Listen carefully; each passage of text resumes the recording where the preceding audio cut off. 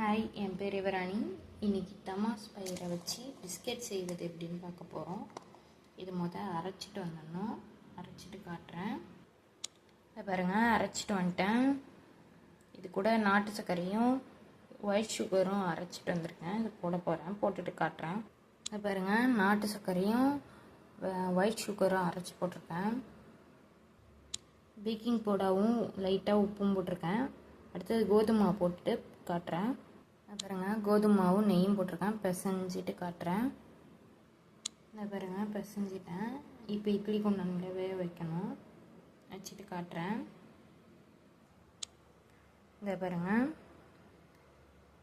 குட்டி குட்டியாக பாலாக அழகாக வச்சுட்டேன். 2 பிளேட்டில் வச்சுருக்கேன். இது ஒரு பிளேட்டு, இன்னொரு பிளேட் காட்டுறேன். இது இன்னொரு பிளேட்டு. இப்போ எப்பயும் போல் தண்ணி வச்சு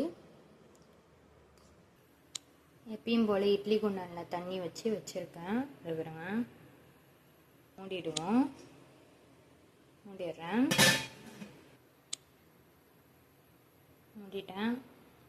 ஒரு 45 நிமிஷம் வந்ததுக்கப்புறம் குக்கீஸ் ரெடி. இந்த பாருங்க, தமாஸ் பை குக்கீஸ் ரெடி. எப்படி இருக்குன்னு செஞ்சு பார்த்துட்டு கமெண்ட்டில் சொல்லுங்கள். தேங்க்யூ.